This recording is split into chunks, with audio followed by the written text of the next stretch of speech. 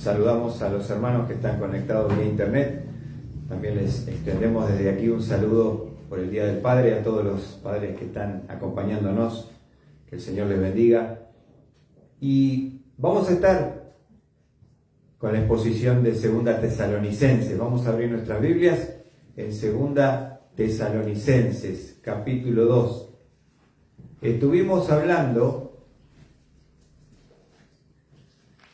qué es lo que está antes que venga el día del Señor.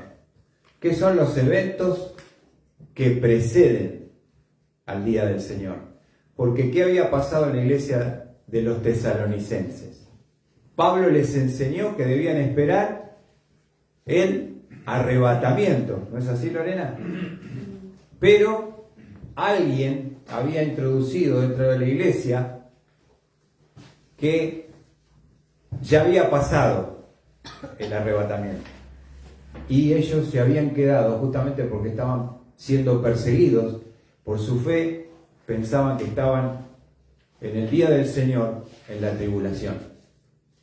Y eso había producido una alarma, una angustia en el corazón. Cuando nosotros somos desviados de nuestra mente, de lo que debemos creer, caemos en ese desánimo, en esa duda que podemos tener, desesperanza. Por eso Pablo quiere que les quede claro cómo son los eventos que preceden al día del Señor. ¿Se entiende entonces? ¿Qué habían pensado entonces para repasar qué había pasado con ellos con respecto al arrebatamiento? Se habían quedado. Entonces, si se habían quedado, ¿a dónde estaban? ¿En qué acontecimiento que nos dice la palabra y nos enseña? Se habían quedado al día del Señor. ¿Y el día del Señor qué significa? Un tiempo de juicio, un tiempo de ira, un tiempo de persecución, cual nunca la ha habido en la historia de la humanidad. ¿Estamos ahí bien? Entonces, vamos a ver qué es lo que precede, dice Pablo, para que entendamos lo que precede justamente el día del Señor. Nos va a decir en el versículo 3, que nadie os engañe en ninguna manera, porque no vendrá sin que primero venga la apostasía. ¿Se acuerdan de la apostasía? ¿Qué era esa palabra? ¿Cómo se traduce o qué significa la palabra apostasía? La palabra apostasía significa el abandono y rechazo de la fe, mantenerse completamente apartado. Lo que va a prepararse en el mundo, en el futuro, es un tiempo que se llama la apostasía, que es el abandono y rechazo de la fe. Y mantenerse apartado. Ya lo hemos explicado, ¿no es cierto? La apostasía. ¿Y por qué es importante que primero empiece la apostasía? Porque dice en el versículo 3 que nadie os engañe de ninguna manera, porque no vendrá sin que primero venga la apostasía, y esa va a ser la plataforma que va a preparar, porque dice, y sea revelado el hombre de pecado, el hijo de perdición. Si no se da la apostasía en el mundo mundial, estamos hablando, la maldad no va a avanzar como tiene que llegar a su máxima expresión. Y por otro lado, eso precede y prepara la venida que dice Pablo, el hombre de pecado, el hijo de perdición. ¿Y quién es este hombre de pecado, el hijo de perdición? ¿Se acuerdan? El domingo pasado lo estudiamos. Es el anticristo. En lugar de, en contra de. ¿Se entiende? En lugar de Cristo, quiere ser como cuando Jesús vino a la tierra en forma encarnada, el anticristo será el falso salvador de la humanidad, pero él está en lugar de, pero en contra de. ¿No? En oposición. No se va a comer el cancionero. ¿Vale? Le vamos a traer algo para que pique. Ahora, vamos a ver entonces, hemos visto algunas cosas, le estaba comentando hoy. Fíjense lo que está pasando en Israel. ¿Qué está pasando en Israel? Primero, la lucha con los palestinos, ¿no? Todos aquellos rehenes que han tomado, que todavía algunos no lo han entregado, y ahí se armó la lucha en el sur de Gaza con los palestinos. Pero ahora, ¿quién interviene? Que respalda este grupo terrorista, los iraníes. Israel está rodeado de enemigos, son 7. Ahora, a mí no me impacta ni me impresiona, ¿por qué? Porque está escrito. Porque cuando se levante el falso y anticristo, que será el salvador de la humanidad, entre comillas, que va a proclamar paz y seguridad, y con astucia satánica, ¿qué va a hacer? Va a firmar un pacto con Israel y va a haber paz en el Medio Oriente. O sea que eso no va a pasar acá mientras estemos nosotros, la iglesia. Pero es algo que pasará después que la iglesia sea quitada, iglesia llamados afuera, la iglesia se vaya. Ahí se desata la apostasía, la oscuridad total, y en segundo lugar, se va a levantar, se va a manifestar el hijo de pecado, el hombre de perdición. ¿Está bien? Sí. Perfecto.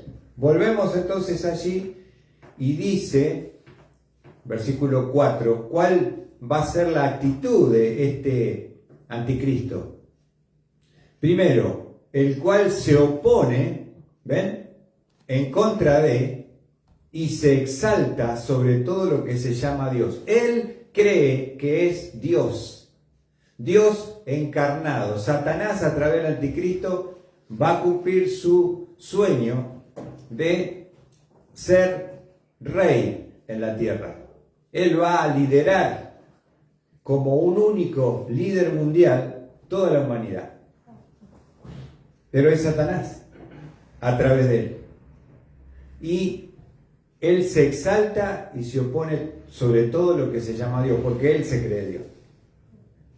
De tal manera dice que ese objeto se llama Dios o es objeto de culto. De manera, fíjense lo que va a pasar, que se sienta en el templo de Dios presentándose como si fuera Dios.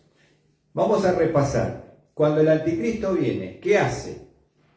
¿Qué la plataforma política, cuál es?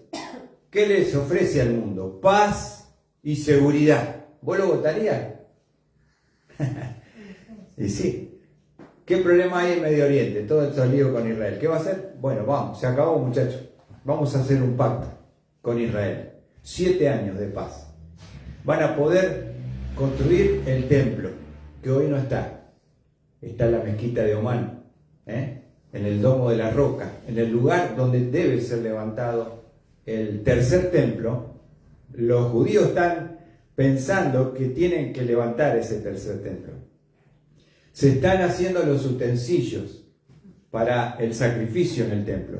Se están preparando las ropas ya de los sumos sacerdotes, los sacerdotes, la trompeta de plata.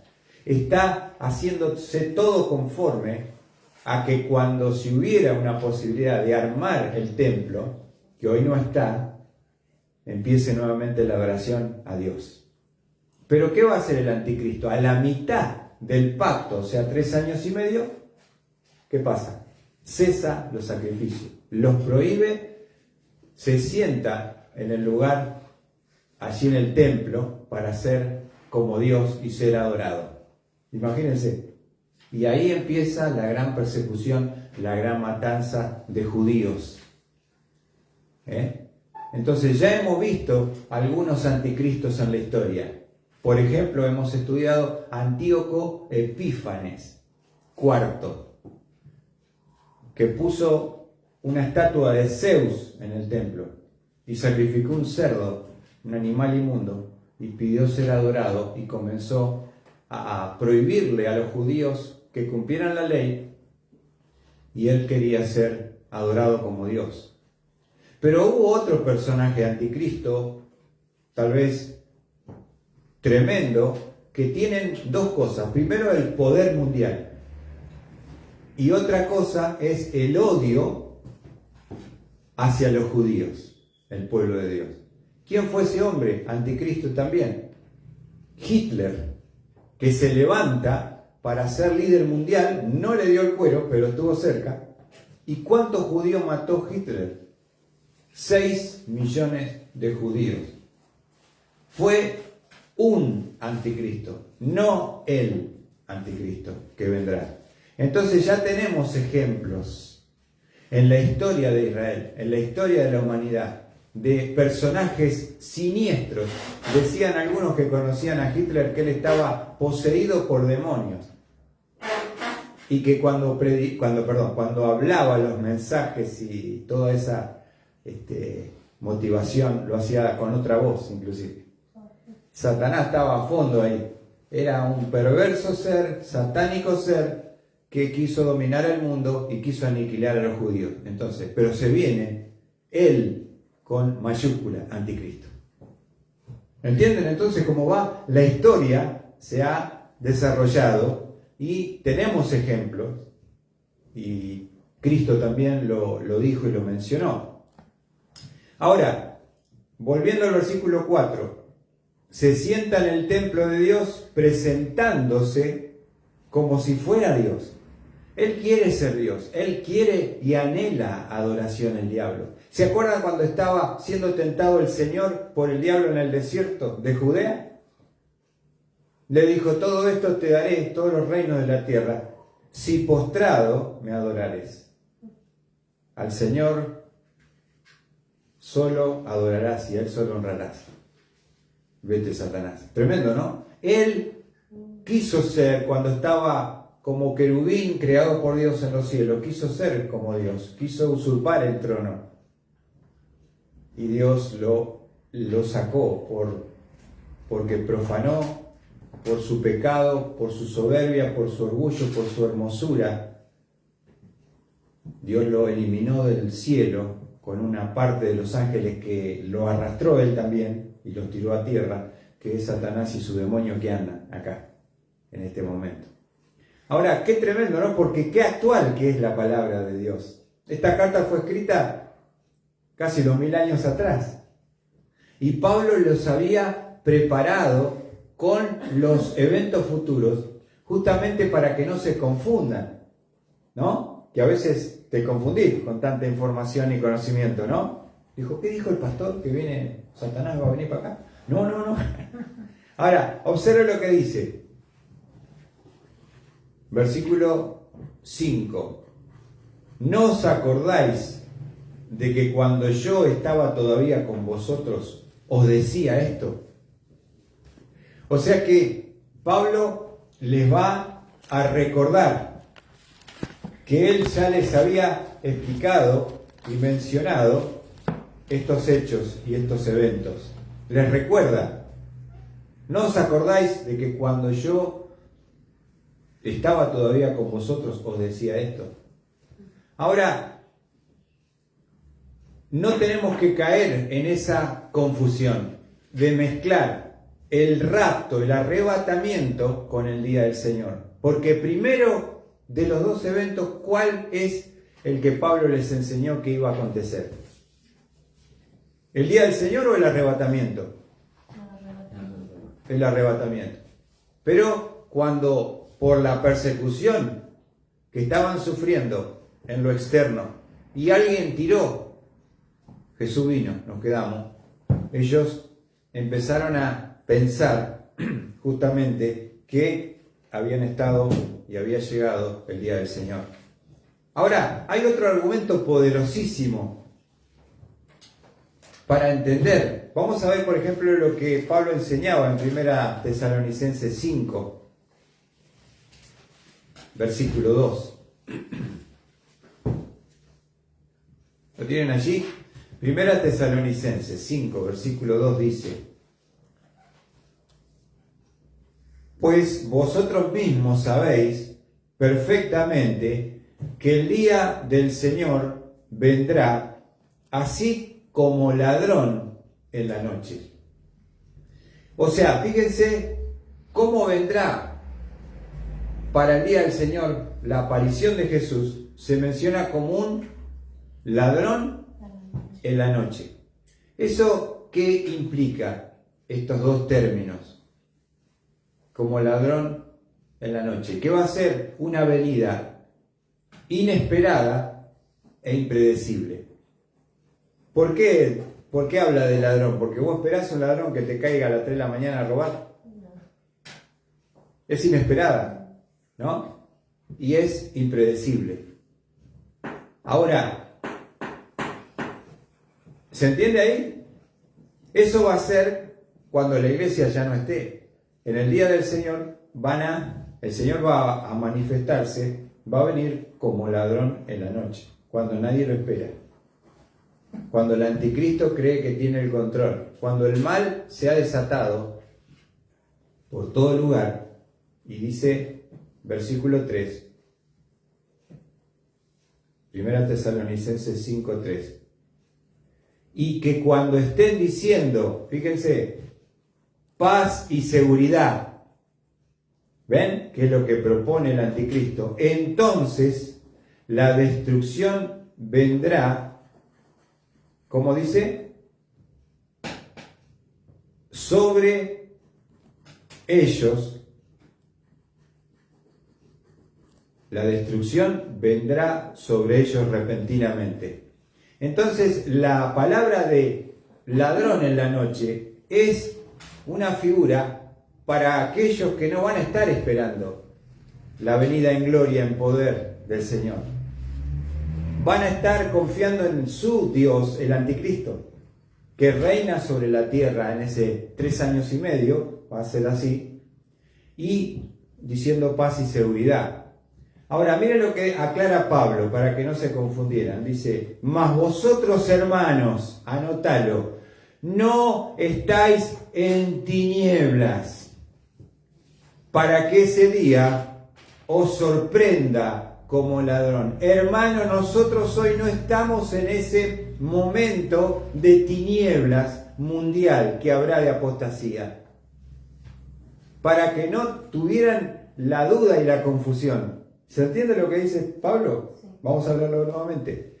Mas vosotros, hermanos, no estáis en tinieblas, para que el día os sorprenda como ladrón.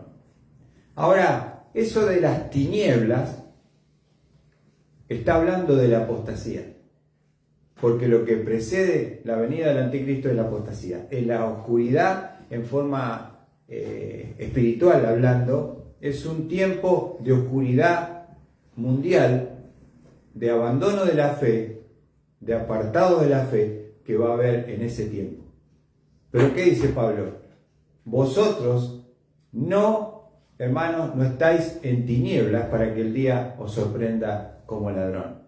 Entonces el término como ladrón en la noche no se aplica para nosotros, sino para cuando esté el día del Señor y la gente diga, bueno, ahora sí, tenemos paz, seguridad, con el anticristo salimos adelante, le va a caer como un ladrón en la noche y va a venir a destruir y va a venir a juzgar a la humanidad.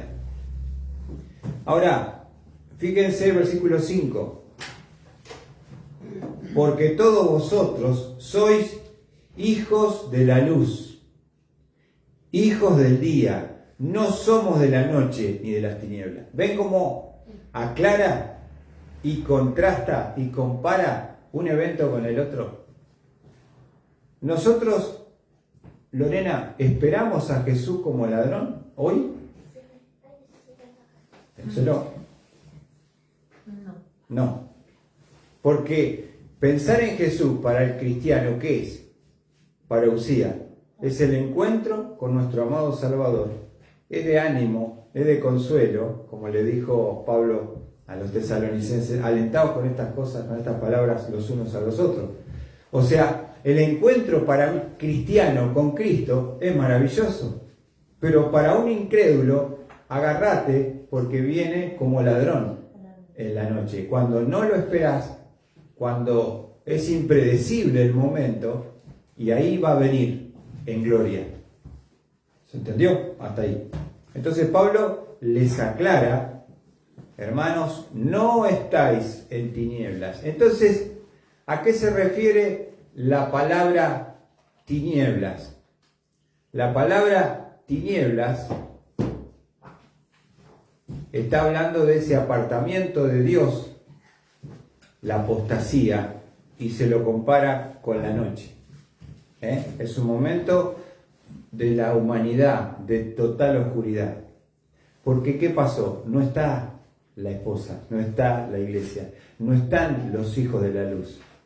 ¿Se entiende? Entonces, eso es importante comprenderlo. Ahora, también les quería mostrar y compartir que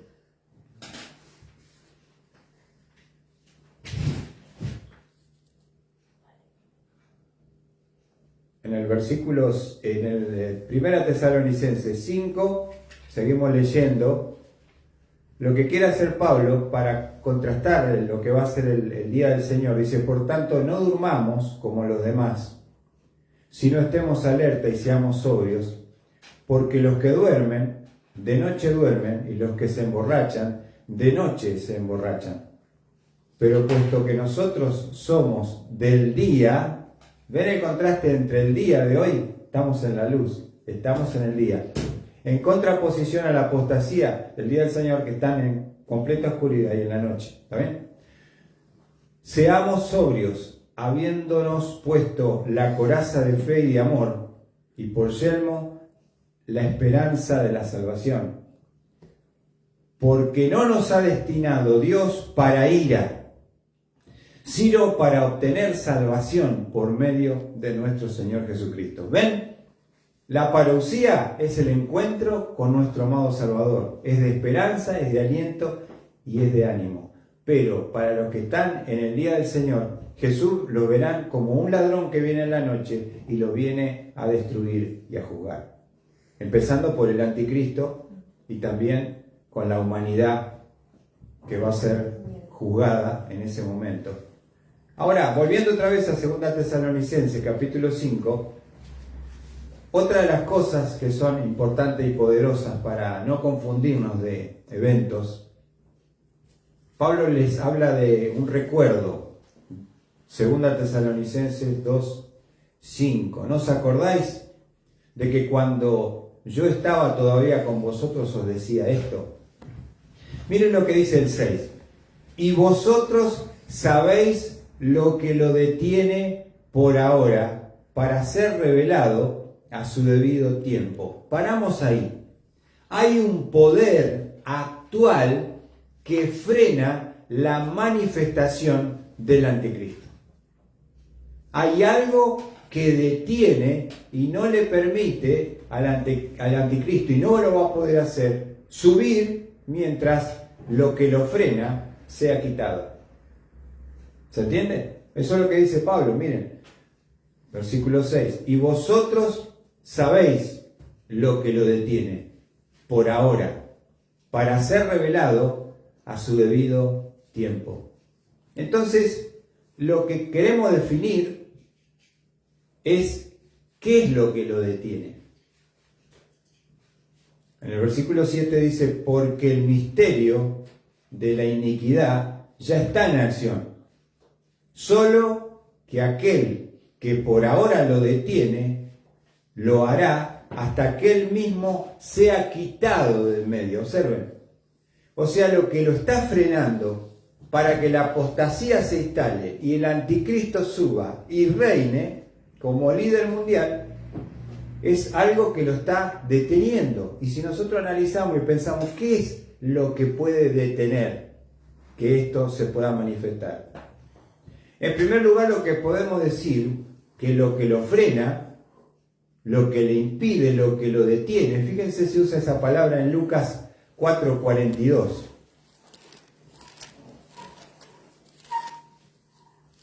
Lucas 4:42.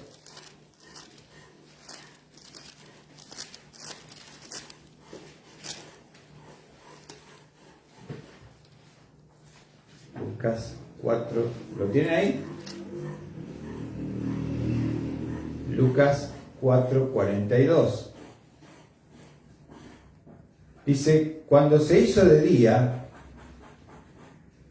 salió y se fue a un lugar solitario, y las multitudes le buscaban, y llegaron a donde él estaba, y procuraron detenerle para que no se separara de ellos.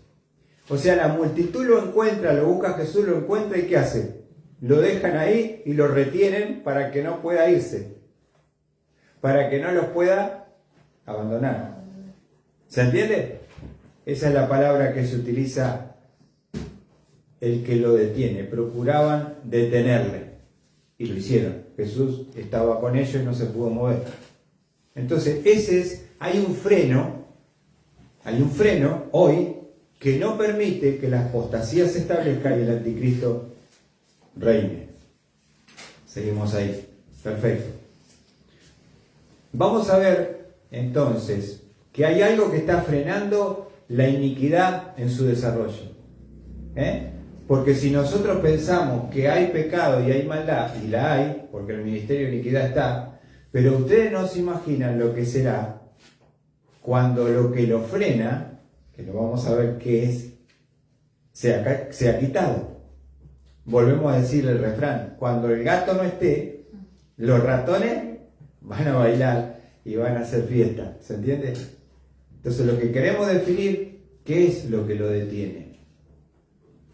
Y indudablemente que para que algo pueda detener al anticristo, tiene que tener una característica. ¿Qué debería ser? Primero, debe ser algo que es más poderoso que el mismo Satanás. Lo que lo detiene, por esa fuerza, por ese poder mayor, es alguien que es más grande. ¿No? Es como que yo quiero meterme acá en tu casa y yo te paro. Pero si es más grande que yo y más fuerte, ¿qué va a hacer? Me va a sacar y va a entrar. ¿Se entiende hasta ahí? Ahora, vamos a ver un texto que se encuentra en Primera de Juan para ir identificando el poder que frena la manifestación del anticristo. Y es un versículo precioso para ti y para mí, hermano, porque habla de una verdad magnífica y maravillosa para la guerra espiritual en la cual estamos en esta tierra. Primera Juan, capítulo 4, versículo 4. ¿Qué dice? ¿Lo tienen ahí? Dice Juan, hijos míos, vosotros sois de Dios y los habéis vencido. Y observen, porque mayor es el que está en vosotros que el que está en el mundo. ¿Quién es el que es mayor? Que tú tienes dentro de tu corazón, que es mayor que el que está en el mundo. Está hablando del Espíritu Santo.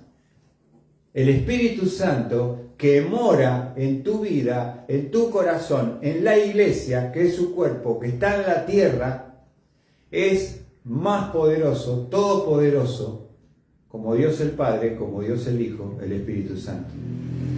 Entonces, lo vuelvo a leer. Hijitos míos, vosotros sois de Dios y le habéis vencido, porque mayor es el que está en vosotros que el que está en el mundo. ¿Quién está en el mundo? El diablo. El mundo entero ya se bajo el poder del maligno, dice 1 Juan 5:19. Pero hay algo más grande y más poderoso que el príncipe. Está el Espíritu Santo de Dios, no solo morando en ti, en mí. En todos los creyentes del mundo reside el Espíritu Santo en la iglesia que Él compró con su sangre. ¿Se entiende entonces? ¿Qué es lo que podría detener la apostasía y que se levante el hombre de pecado? Que no lo deja ahora. La iglesia, los cristianos, los creyentes en Cristo Jesús. Y eso es algo que te tiene que dar, primero, entender quiénes somos, porque a veces tenemos miedo de la maldad, del diablo, y no sabemos que verdaderamente quiénes somos, hijos de Dios, y tenemos el Espíritu Santo de Dios, que es mayor que todos. Y está en tu corazón, está en el mío, y está morando, habitando en la iglesia, que ¿dónde está? En la tierra. Ahora, ¿qué va a hacer Cristo pronto? ¿A quién viene a buscar? Eclesia. Llamados afuera. Se lleva ¿a quién? A la iglesia. Y el ministerio que realiza la iglesia, hermanos, y vamos a ver dos cosas importantes, van a desaparecer, que hoy están en acción. ¿Qué es lo que frena el avance de la iniquidad y el desarrollo de la iniquidad y que suba el anticristo? ¿Qué es lo que lo detiene? El ministerio de la iglesia. Vamos a Mateo 5. Vamos a ver dos conceptos con respecto que la iglesia, como creyente, nosotros estamos realizando. Si querés, ya lo dejamos ahí. Dos cosas importantes para entender qué es lo que hace cada uno de los creyentes en Cristo Jesús. ¿Qué dice Mateo capítulo 5, versículo 13? Mateo 5, 13. Mire lo que dice. Jesús le dice: vosotros sois la sal de ¿qué? ¿De qué lugar? De la tierra. ¿Ven? ¿Cómo es la sal el creyente? Por medio de nuestra presencia, por la morada del Espíritu Santo. Una de las cosas que estamos nosotros desarrollando, que la iglesia genera, es ser sal. Y lo que hace la sal, ¿se acuerdan? ¿Qué es lo que hace la sal? ¿Cuál es el efecto? Justamente es lo que impide la putrefacción. El charque, ¿se acuerdan? El charque, que es, uno seca la carne, le pone sal, le saca el agua, se deshidrata, y eso preservaba de que esa carne se pudra. ¿Por qué el mundo no se termina de pudrir? Vamos a hablar así. Porque está la sal de la tierra. Eres tú, soy yo, en este mundo. Vosotros sois, dijo Jesús, la sal de la tierra. Ahora fíjense lo que dice. Pero si la sal se ha vuelto insípida, o sea, sin gusto a sal, ¿con qué será salada otra vez? Ya no sirve para nada, sino para ser echada afuera y pisoteada por los hombres. Acá tengo yo un frasquito. ¿Qué tiene adentro? Sal. ¿No? Entonces, fíjense, para que la apostasía reine la total oscuridad y la corrupción y el pecado, hay que quitar la sal. Quitamos la sal, se pudre todo. Vosotros sois la sal del mundo. ¿Hasta ahí se entiende? ¿Bien? Ahora, vamos a la otra verdad que realiza la iglesia en el versículo 14. ¿Qué dice? Vosotros sois la luz ¿de qué? Del mundo. Una ciudad situada sobre el monte no se puede esconder, ni se enciende una lámpara y se pone debajo de un almud, sino sobre el candelero y alumbra a todos los que están en la casa. Ahora yo voy a hacer un ejemplo para que se entienda. Primero el mundo, pasame el mundo.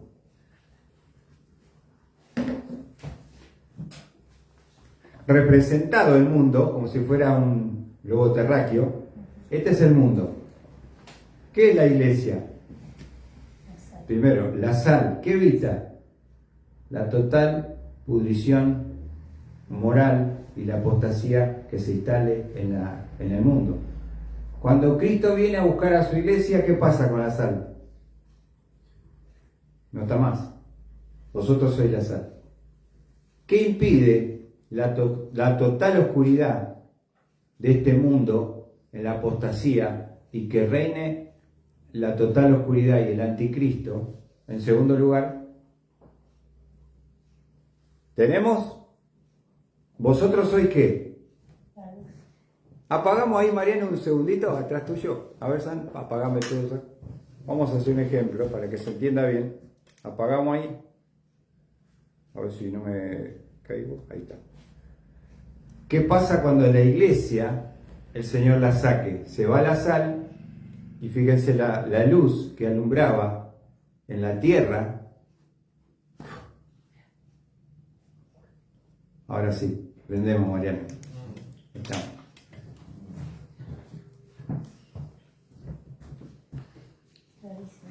¿Se entiende? Un ejemplo. Bienvenida, buenas noches, Raquel. Un ejemplo vale más que 1000 palabras, ¿se entendió? ¿Qué es lo que va a preparar la apostasía que precede el ascenso del anticristo? Obviamente cuando Cristo se lleva, Lucas, veamos qué título. Cuando el anticristo no va a poder subir, vamos a volver a 2 Tesalonicenses. Espero que se entienda claramente, hermanos. ¿Por qué es imposible que estemos en el día del Señor? Porque para que haya total oscuridad y apostasía mundial, tiene que salir la luz. Y para que la maldad se consuma como nunca y reine, debe salir la sal, que es lo único que preserva de la corrupción total. ¿Se entiende? Ahora, fíjense, 1 Juan 6:19. 1 Juan, vamos a ver un texto, perdón, en 1 Corintios 6:19. Con respecto al ministerio que hace y realiza la morada del Espíritu de Dios en nosotros. 1 Corintios 6:19, ¿qué dice? ¿O no sabéis que vuestro cuerpo es templo del Espíritu Santo que está en vosotros, el cual tenéis de Dios y que no sois de vosotros?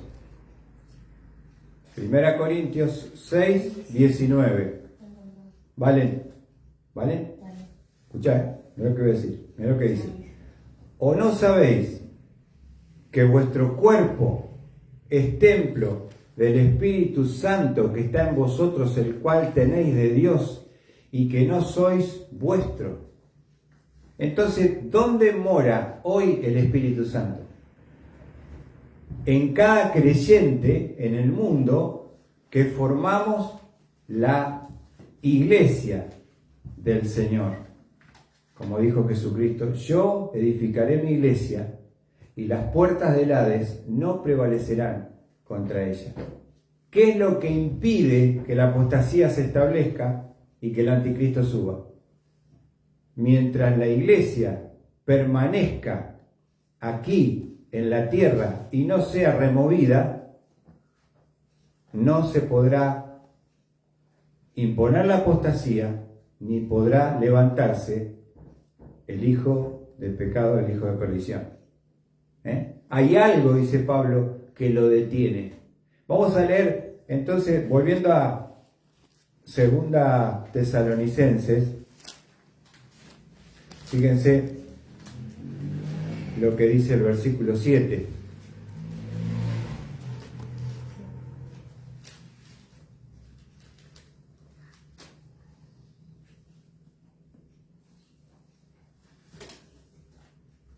Dice, porque el misterio de la iniquidad ya está en acción. O sea, pecado ha habido siempre, ¿o no?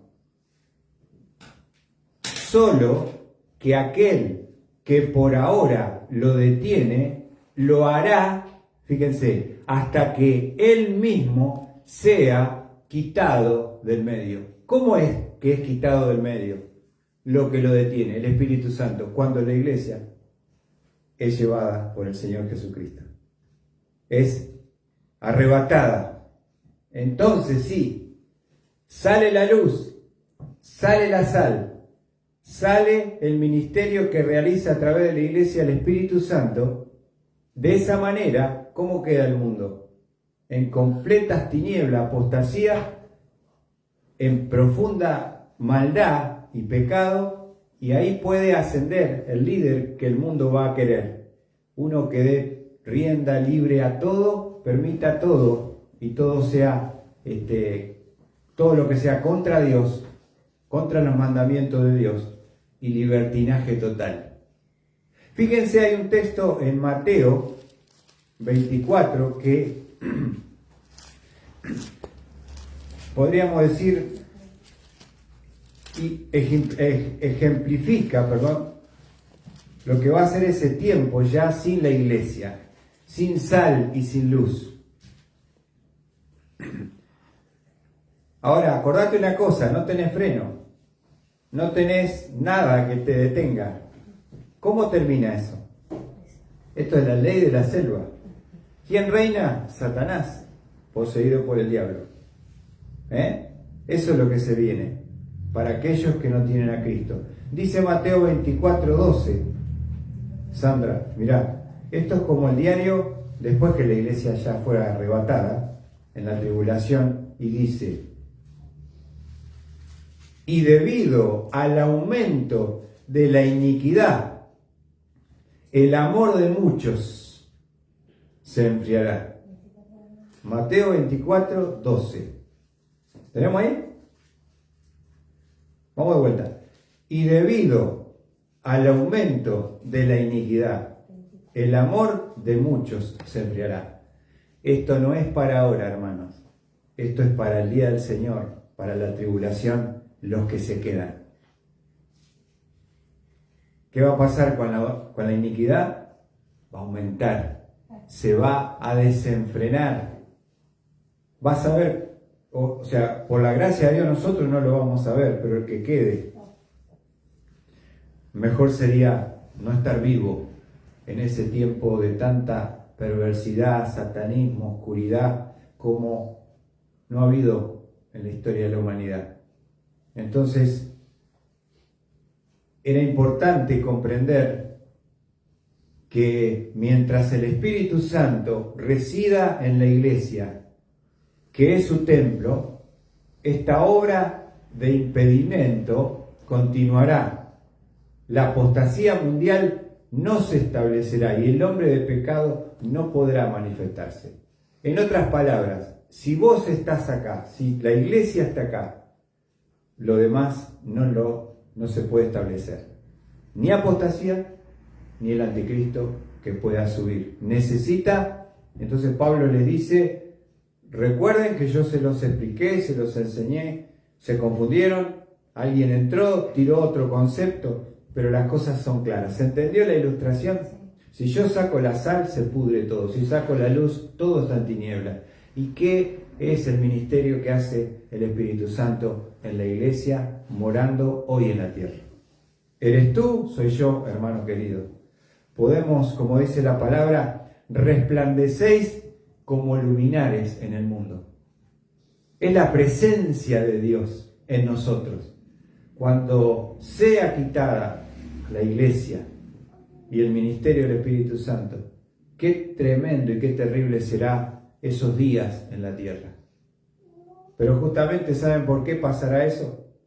Porque primeramente hubo un rechazo del amor, de la verdad, del Evangelio. Dios hace 2000 años que está hablando y llamando. No hay víctimas, acá hay responsables. Entonces, si uno rechaza, si uno resiste, si uno se ríe o no cree, nada va a cambiar la realidad que Dios ya escribió. de antemano, ¿no? Y hoy es el día para aquellos que no tienen todavía a Cristo de arrepentimiento, de caer a los pies de Jesús, de entender que el amor de Dios te está ofreciendo hoy como Salvador. Si tú lo rechazas como Salvador, vendrá como ladrón y va a venir a juzgar, y va a venir a castigar, y va a venir a condenar. Entonces, que haya podido ser claro qué es el poder que frena para que se manifieste el anticristo. Lo vuelvo a decir, mientras el Espíritu Santo resida en la iglesia, que es su templo, esta obra de impedimento continuará. La apostasía mundial no se establecerá y el hombre de pecado no podrá manifestarse. Ahora, miren cómo vemos hoy la realidad del Oriente, el Medio Oriente, como Israel siempre está en el protagonismo de los eventos y siempre quieren destruir a Israel, ¿vieron? Entonces, todo está escrito, hermanos queridos, y debemos nosotros agradecerle a Dios, como dice Pablo, porque somos sus hijos, porque Dios nos ha librado, y la iglesia no está puesta para ira, sino para salvación, por medio de nuestro Señor Jesucristo. Terminamos entonces agradeciendo al Señor